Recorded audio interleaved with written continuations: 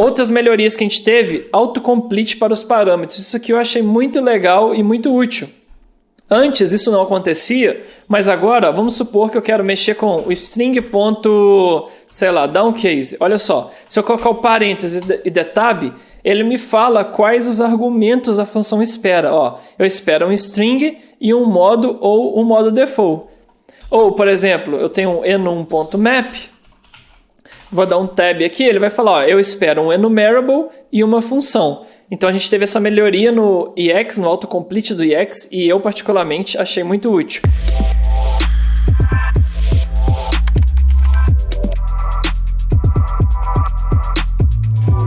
Fala Dev, eu sou Rafa Camarda e bem-vindo a mais um vídeo do Code Drops de Elixir aqui no canal da Rocket City. Estou muito feliz em te ter aqui em mais um vídeo para a gente aprender ainda mais sobre essa linguagem que eu amo e tenho certeza que você está se apaixonando a cada semana, a cada vídeo que a gente traz aqui para o canal.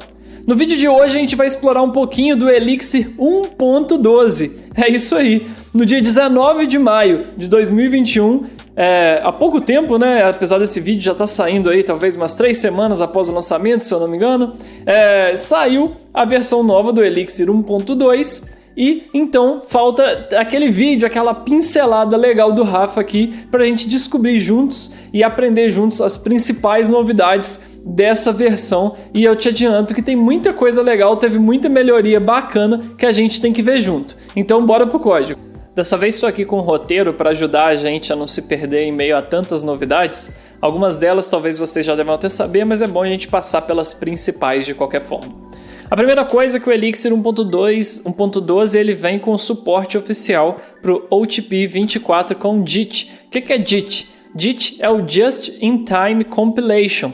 Então, é uma nova feature que acelera muito a compilação dos projetos. Também o OTP 24 tem algumas outras melhorias na questão de performance. Então, garanta que você esteja rodando aí com o OTP 24 e com o Elixir 1.12 também para você ter esses ganhos. Ó, igual eu aqui com o Elixir-V, já estou com o Elixir 1.12 com o Erlang OTP 24 e isso vai trazer diversas melhorias aí no tempo de compilação para você e também não só no tempo de compilação, mas o Erlang 24 ele trouxe diversas melhorias no tratamento de erros em respostas que a linguagem traz de erros mais significativos. Então é interessante você avaliar e atualizar também e tá no Erlang OTP 24 usando junto com o Elixir 1.12, tudo bem? Vai acelerar bastante a compilação dos seus projetos. Não vou compilar nenhum aqui agora para a gente não perder todo esse fluxo do vídeo, né, para não ficar muito chato, a gente ficar esperando, mas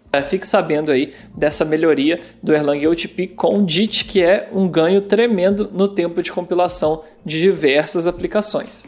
Tudo bem? O outro caso é o Mix Install para scripts. Se você se lembra, no vídeo que eu fiz mostrando um pouquinho sobre o Livebook, a gente já utilizou o Mix Install lá, mas caso você não se lembre, eu vou utilizar com vocês aqui agora também. Vamos criar um script rapidinho para a gente ver isso na prática.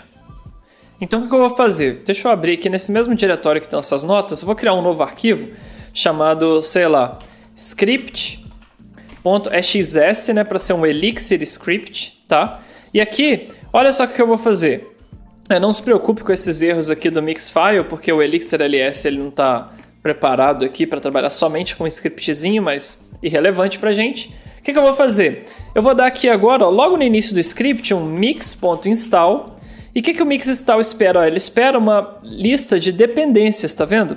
Então aqui eu poderia passar uma lista de n libs que eu queira instalar no nosso projeto.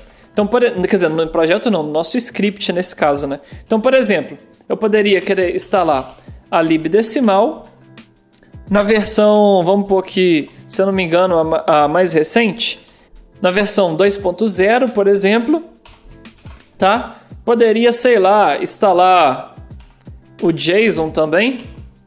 Então vamos colocar aqui, ó, JSON.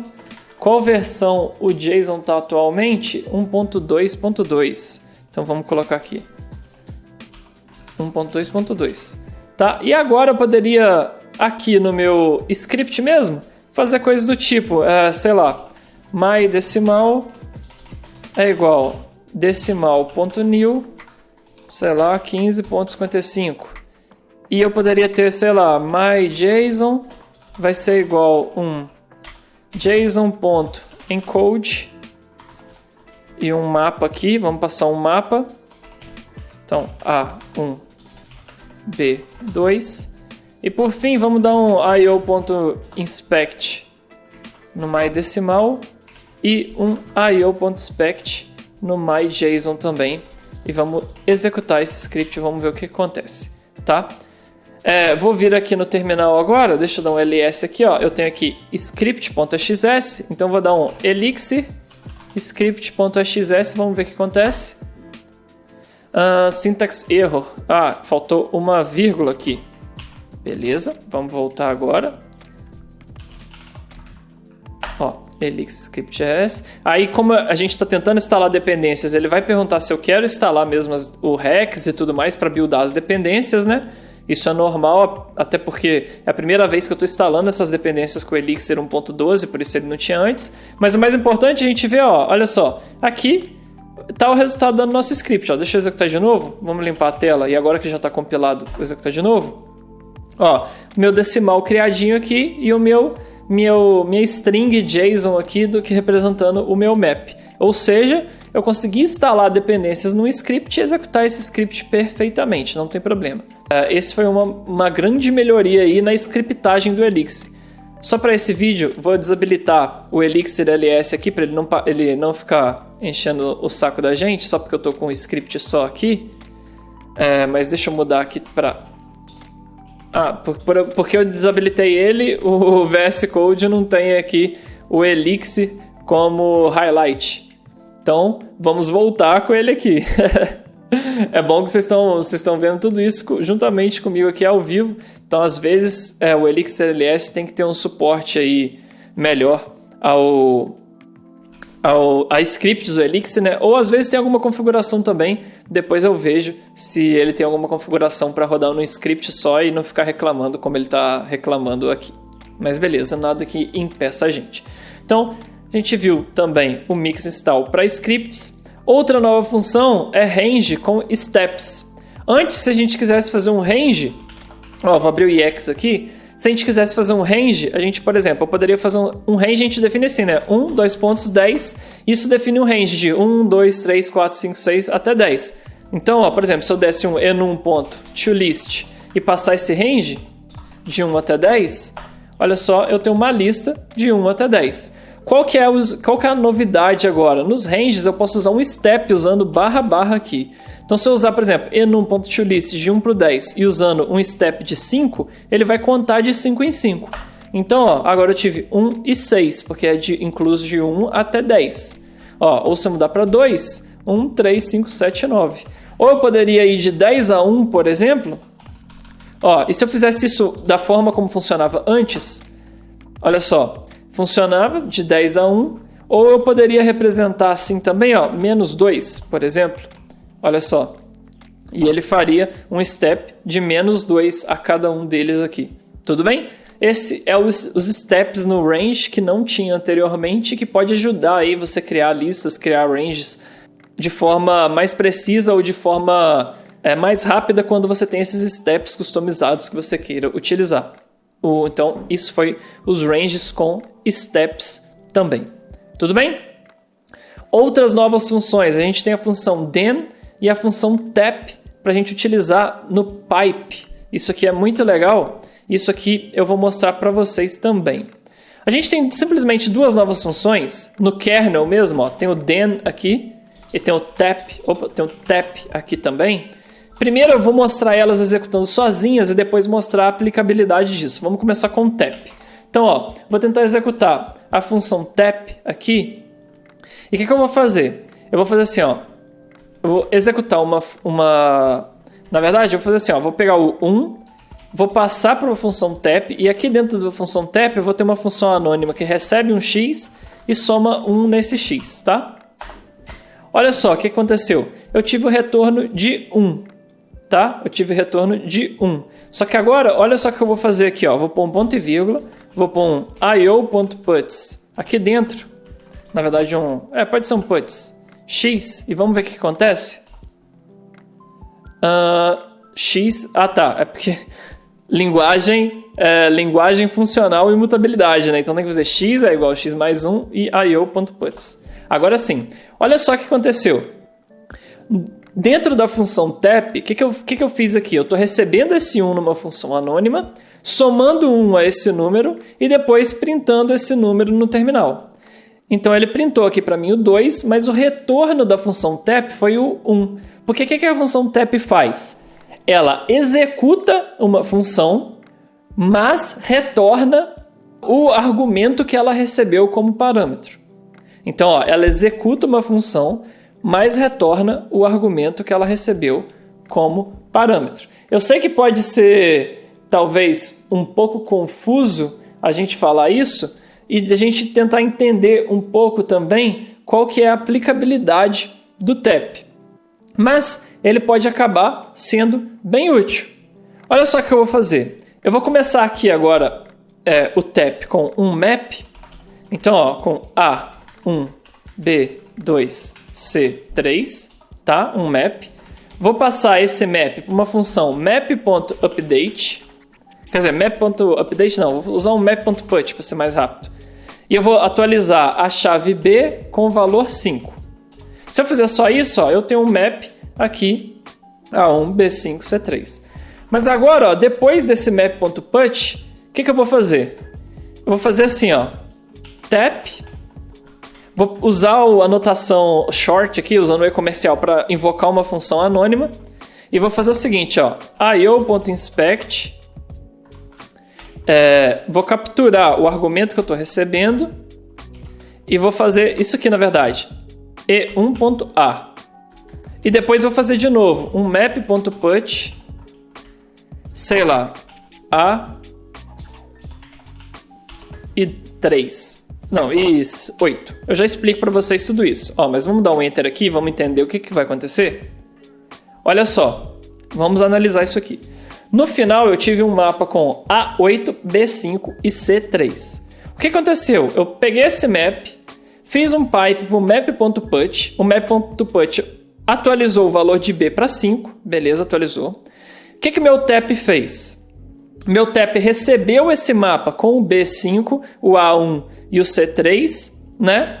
Deu um inspect no valor de A. Aqui, ó, isso aqui era a mesma coisa, para quem não está muito acostumado com essa notação, deu fazer isso aqui, ó, fn x io.inspect x.a. É a mesma coisa essa notação de baixo da notação de cima, ó.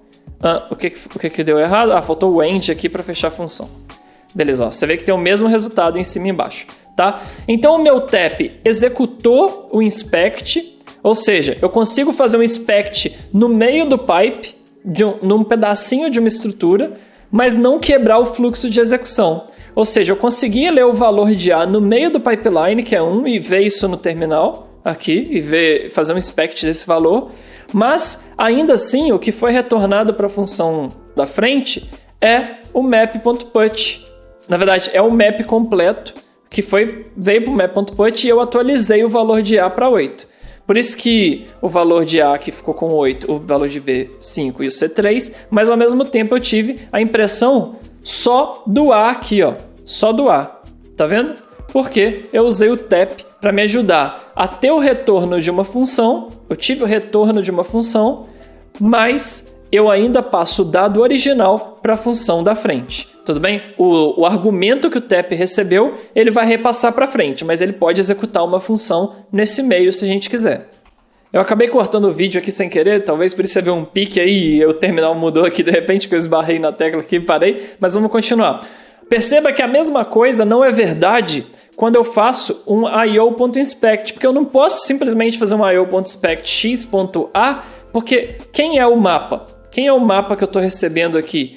Não tem como eu pegar o valor desse mapa, eu capturar o valor que eu estou recebendo anteriormente e fazendo um inspect implícito aqui, porque isso não está definido. Tudo bem? Então, o tep pode ser útil nesses casos. O then é meio parecido. Deixa eu até limpar a tela. Deixa eu voltar com esse exemplo que estava funcionando aqui. Beleza? O then é até um pouco parecido, só que o then, ele recebe um argumento, e executa uma função sobre esse argumento e passa o retorno para frente. Ele não passa o próprio argumento para frente como o TAP. E por que isso é interessante? Deixa eu até deletar esse código aqui, vamos usar o then agora. Olha só o que o then faz. Ele recebe um argumento, que no caso aqui eu vou receber um mapa, né? Ó, se eu executar só isso aqui, eu tenho um mapa A1, B5, C3, certo? Agora eu vou usar o then, e o then permite que a gente execute funções anônimas no meio do nosso pipe, porque ele recebe um argumento e executa uma função, e ele executa uma função que recebe esse argumento. Então poderia ter uma função anônima aqui, ó, function x, que é o próprio mapa, x.a, tá? Faltou o end novamente para fechar a função anônima. Ó, o valor de a é 1. Só que se eu continuasse naquele mesmo caso, igual estava antes, ó, map.put a 8, obviamente isso não funcionaria, porque o que eu estou recebendo aqui agora é o valor de a, que é 1. Ó, se a gente deletar essa linha, eu estou recebendo o valor de a, que é 1. Então, diferente do TAP, que ele executa uma função, mas ele passa o argumento original para frente, o then executa essa função e passa para frente o retorno dessa própria função. Tá? Então isso é muito útil quando eu quero usar uma função anônima no pipe. Então aqui, por exemplo, eu poderia fazer, se eu quisesse, poderia fazer um map.put aqui, x, a, valor 5, sei lá.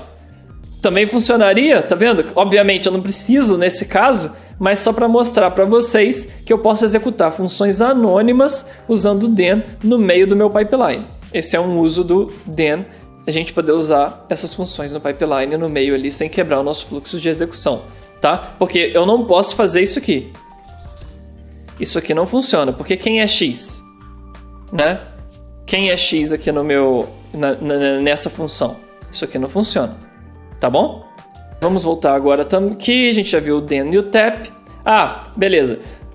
Eu te recomendo ler o changelog do Elixir 1.12 porque teve várias novidades aí, várias funções novas, além dessas que eu estou mostrando aqui, sendo adicionadas, mas tem muita coisa ainda que a gente pode ver. Por exemplo, o módulo enum ganhou algumas funções como o product e o count until, por exemplo, vamos ver isso aqui também. Por exemplo, enum.product faz o produto de toda uma coleção. Então, ó, que na verdade vamos fazer menor para a gente poder conferir, ó. 1 vezes 2, 2 vezes 3, 6, tá aí o resultado. Então o enum.product. Antes a gente tinha o sum, mas não tinha o product, né? O sum para somar, mas a gente não tinha o product anteriormente, tá? Isso então é uma das funções.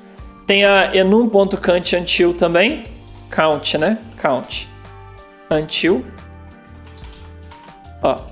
E a gente pode até ver a documentação dela junto aqui, que ela não é tão trivial assim. Mas o que a count until faz? A gente passa um range para ela e um limite. E ela vai contar até esse limite, tá? Então, por exemplo, imagina que eu tenho aqui enum.count until, e eu tenho assim, ó,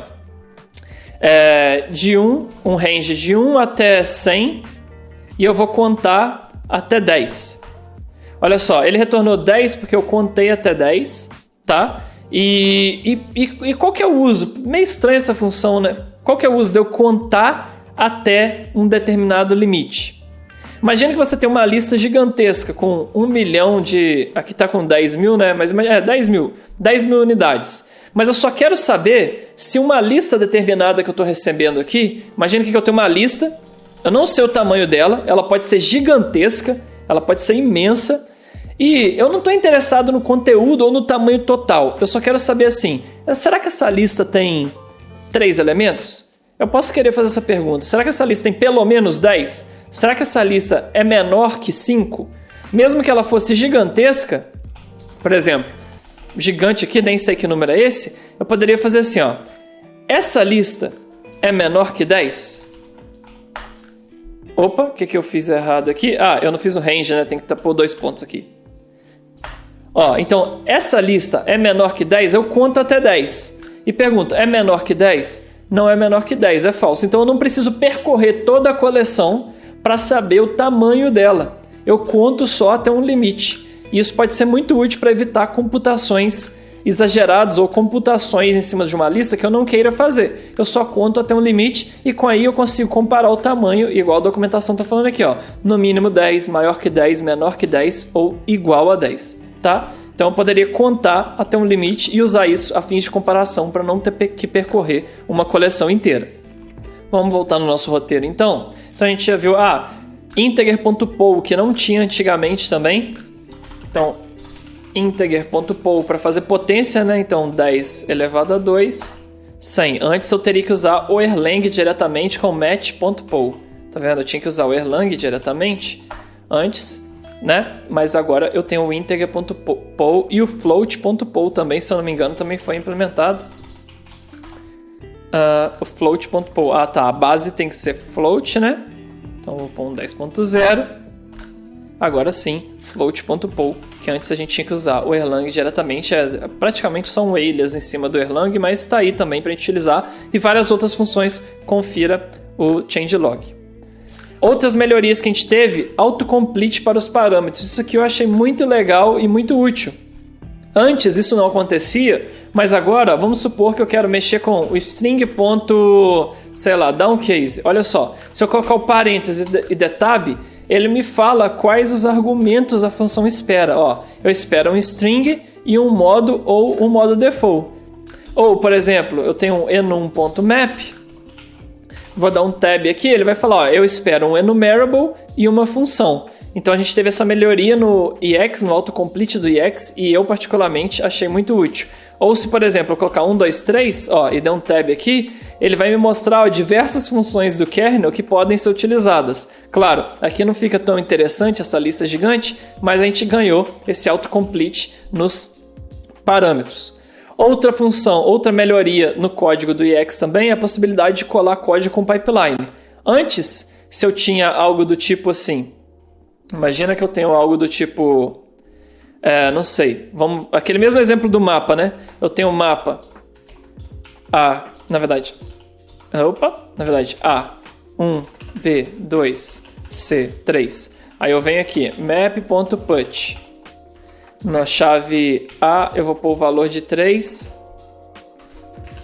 Na chave B eu vou pôr o valor 5. E na chave C eu vou pôr o valor 8. Anteriormente, quando eu tentava fazer esse tipo de coisa aqui, ó, vou copiar, vir no EX e colar, isso não funcionava bem. Mas agora funciona perfeitamente também no EX. Eu colar um pipeline funciona perfeitamente, mesmo que esse pipeline seja vertical e não seja horizontal, como se fosse o anterior que a gente estava trabalhando com ele aqui.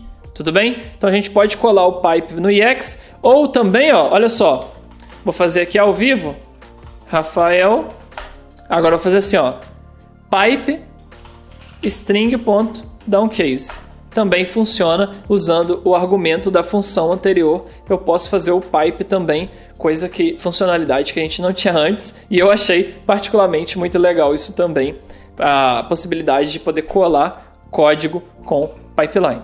Tudo bem? Então, na verdade, tem outras melhorias e outras funcionalidades que eu te recomendo ir na documentação oficial do Elixir, lá na página oficial do Elixir, e ver as notas sobre a atualização do Elixir 1.12. Essas foram algumas novidades que eu resolvi compilar e trazer para vocês, mas eu tenho que dar um aviso sobre a atualização. Sempre que a gente vai subir uma versão do Erlang ou uma versão do Elixir, principalmente se a sua aplicação utiliza muitas libs, pode ser que alguma função vai ser depreciada, pode ser que alguma função vai ter um novo warning que ela vai ser parada de ser usada. Então, não saia simplesmente atualizando sua versão nas suas aplicações, principalmente em produção, sem antes fazer testes. Então, sobe o Erlang, sobe o Elixir, faz teste de tudo, vê o warning de tudo. Normalmente leva um tempinho até as libs todas começarem a atualizar para as novidades, principalmente para funções que foram depreciadas e têm que ser substituídas por outras funções. Então, faça o teste, vê se no seu momento, no seu caso, já é a hora de atualizar, já é a hora de partir para a nova versão, tanto do Elixir quanto do OTP. Mas se funcionar tudinho aí, se tiver os warnings de sempre, vamos dizer assim, outros warnings que libs e etc. que você utiliza já tinha, mas não necessariamente algo que quebre sua aplicação ou um warning que não tinha antes, analise cada caso se é interessante atualizar ou não, mas caso seja possível, atualize, porque aí você vai ganhar performance, principalmente na compilação dos seus projetos com o OTP 24 e todas essas novas funcionalidades, principalmente também no dia a dia do dev com as melhorias do UX que a gente viu também, com as novas funções e funcionalidades que foram inseridas. Tudo bem? Então é isso, essas foram as novidades do Elixir 1.12. Espero que você tenha gostado desse vídeo. Não deixe de deixar seus feedbacks aqui para mim, temas que vocês queiram que eu traga aqui para o Code Drops também, que eu vou produzir com muito carinho. E não deixe também de conferir o nosso conteúdo sugerido de todas as outras trilhas, de todos os outros educadores, que tem muito conteúdo legal sendo produzido nesse exato momento aqui. Você vai se cansar de tanto conteúdo que a Rocket vai entregar. Espero te ver aqui no próximo vídeo semana que vem. Um abraço e tchau, tchau!